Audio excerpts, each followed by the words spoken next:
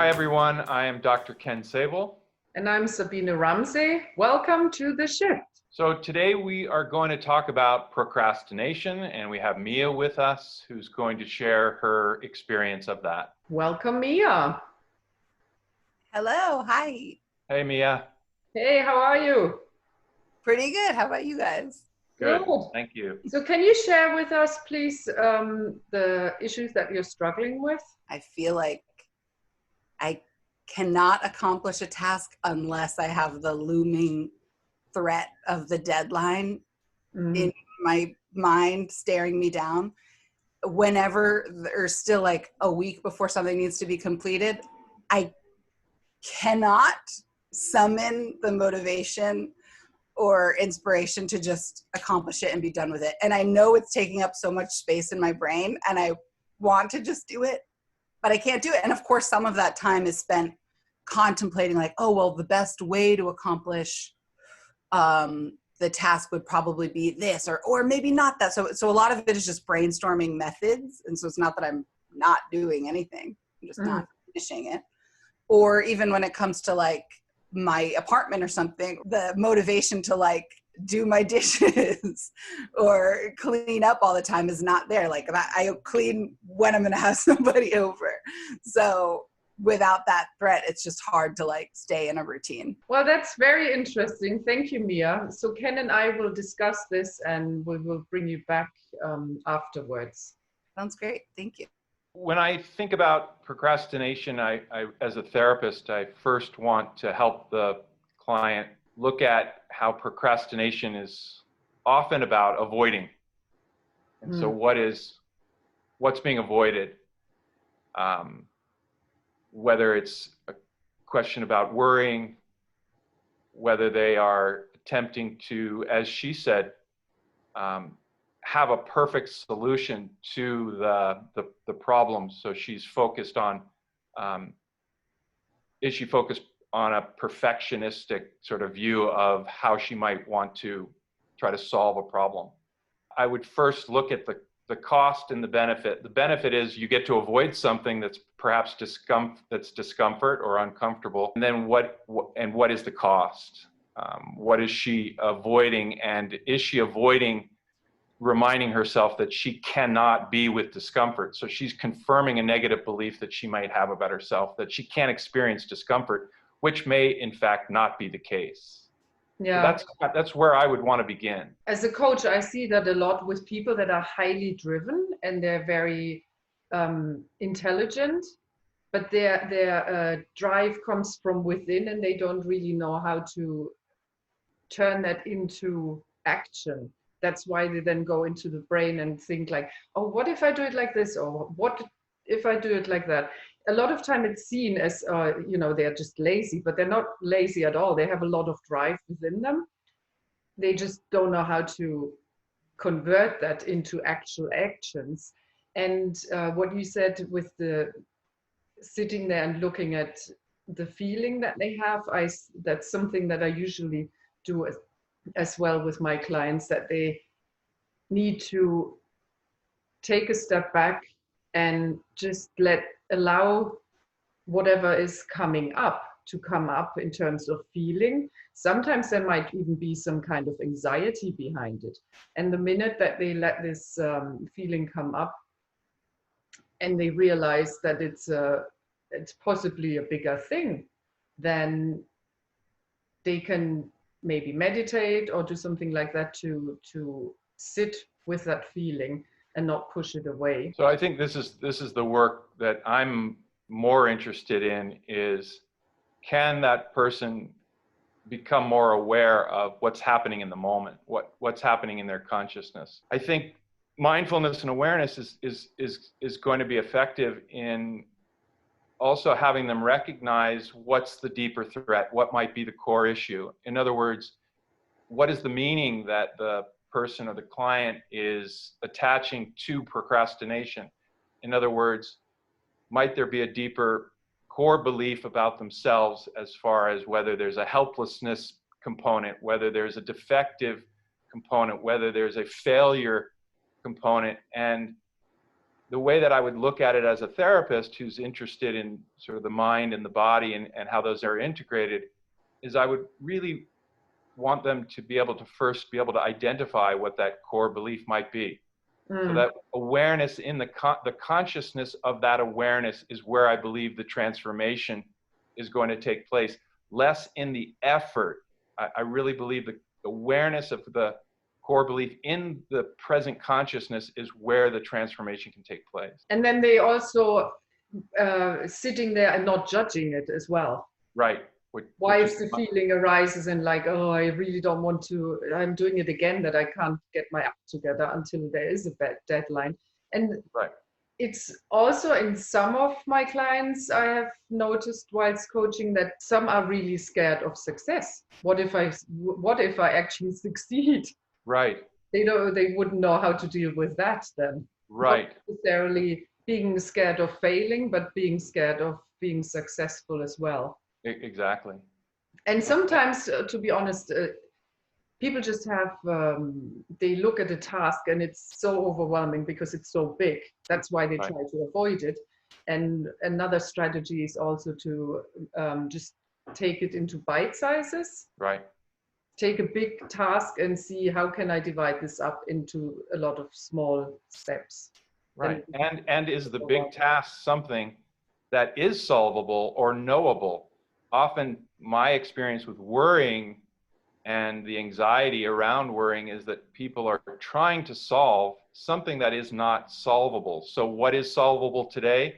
How can I problem solve today, but not focusing on how can I try to solve something that's unknowable to me right now? And I think too, Shmiya talked about motivation. And I'm reminded of something I read about people who are looking to feel motivated before they go back to the gym.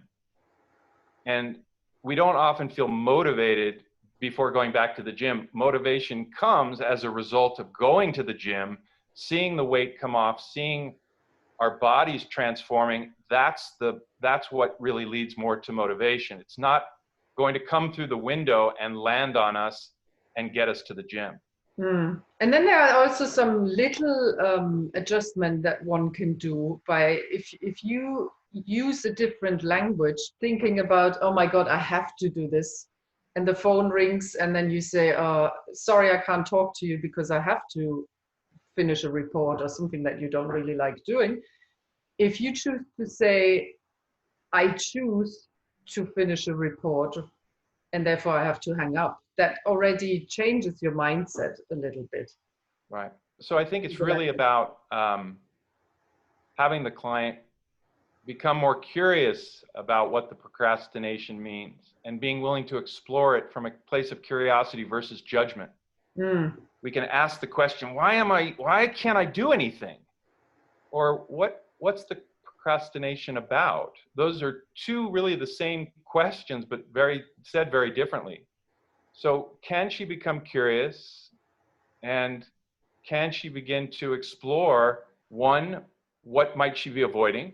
If we were summing up here, what she's avoiding, what feeling she's avoiding, what she's trying to control, whether that control is in her control or out of her control. Is it knowable or is it not knowable? Can she find the present moment, as you were talking about, becoming aware, becoming mindful, so that we can step back and gain some distance, and even begin to recognize in her life in the past where she experienced discomfort before and where she moved forward with a task that was not comfortable, but that she gained some success. What were the prior successes that she had when she moved forward with discomfort? Becoming more exploratory about how this has shown up for her in the past. Also, if you don't, when you procrastinate, you're also not keeping a promise to yourself to get done. You're breaking self-trust, right? Is there a deeper meaning about something that's core belief related about ourselves, about what we think of ourselves? And if we can meet that core belief, then we can also start to find the evidence that refutes that core belief. so that we can change in the awareness, that we can change in the consciousness. That's what we're going for, the transformation in the consciousness from a place of mind and body, not just from the head, Yeah. but that meaning that comes from both the integration of both body and mind. And see where the feeling lives in your body when you're sitting there to notice the feeling whilst you're Right. trying to give it a name. Very good. So how about we bring Mia back and see what she thinks? Hi, thank you guys so much. Welcome back, Mia. Thank you. That was so helpful. Particularly like actionable for me, like right this second, are just breaking things down into bite-sized, smaller steps. Because I do find myself getting really overwhelmed by a giant, like amorphous, like project, and keeping it abstract, or just getting really excited, like not even in a negative way, but just getting really excited about, ooh, I could do it this way or that way, and just making it bigger and bigger and bigger and bigger instead of ever taking the moment to make it smaller into something that I can actually accomplish. Get Okay. carried away. Yeah, I get carried away with the excitement about it. The other piece is that motivation, because I do think I spend a lot of time just in my head, just saying like, well, I can't do it right now because it's not, I don't know. But if I did just sit, like you were comparing it to like going to the gym, it's like if I did just like sit down and open my computer and go to the software program, then maybe just taking that step would open me up to like getting motivated, like just starting it. What also sometimes helps, Mia, is that you actually schedule the time. And I always get the question from my coaching clients like, yeah, but I don't know how much time it's going to take. Well, I have some news for you. It's going to take as much time as you give yourself. If you give yourself 20 minutes, that's how much time you have to do whatever the bite size is. If you give yourself 10 hours, then that's how long it's going to take. That makes a lot of sense. So anything else that we had talked about that may have resonated for you as far as even some of the worrying? Do you have a sense on what your thoughts and how you're thinking about either what you're trying to avoid? Yeah, I mean, it's hard because I don't really want to go there, right? I'm just like, well, let's just solve it. But no, for sure. I think I want to avoid any discomfort at all times. And I want to just take a nap instead of accomplishing anything, if that's possible, especially right now where I'm just at home in my studio apartment. So that could be a really important shift to actually making the goal to be uncomfortable. That the goal is to experience discomfort, and the more that you can tolerate discomfort, the greater chance you give yourself to move forward with what you're wanting to do. That sounds weird, but that's where really personal growth happens, when you're feeling a little bit uncomfortable. Definitely feel that. Yeah, that makes sense. And you can even set aside 20 minutes a day to worry. What? So that you actually, counterintuitively, you actually give your brain a specific set amount of time to worry, so that you begin to learn to tolerate it, and you free up yourself from having it in the background all day with you. That's amazing. Like, you give yourself permission. Today I'm going to worry from 10 o'clock for 20 minutes. That's super cool. Yeah, that makes a lot of sense to me. The idea of giving myself permission, because I am always, like you guys were talking about, judgment, of just judging myself for being worried, judging myself for not getting something done early, Right. judging myself, so just, hey, you're gonna worry, so give yourself 20 minutes and then keep it moving. And you might even find after 10 minutes, you're bored with it. Yeah, I hope so. That's cool. Right. So again, it's like a shift from being curious about this to being in judgment. Can you be curious about it? And has the judgment work for you to make progress? I would say no. Okay. So Mia, you have a lot to put in your calendar. I know. Starting my little worrying One session. bite-sized task. Yeah. I like that idea of just like setting aside the time, and even if, okay, 15 minutes to do something, and then maybe I can even get it done in 15 minutes. And if not, schedule time later. Because I think that's another thing that I struggle with is like,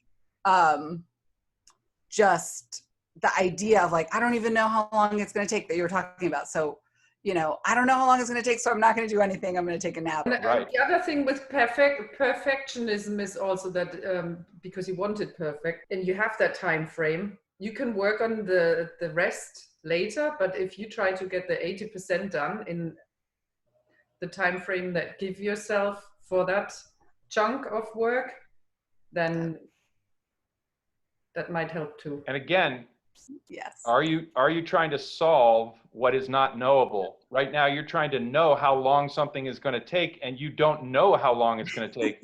So are you spending your time trying to solve something in your mind that is not knowable yet? So true. So thank you so much, Mia, for joining us and sharing and being open. We hope out there in the audience that this has that this has resonated for you, and that you have benefited from seeing the issue from both the perspective of a coach as well as a therapist. And we have many more episodes that are coming, so stay tuned, and we're going to focus on lots of different issues that we hope you can resonate with. So thank you so much for joining us, and we will see you soon. If you like this conversation, please leave us a comment. And also, if you know somebody that might benefit from it, share the link with them, grab a coffee and talk about it. Bye.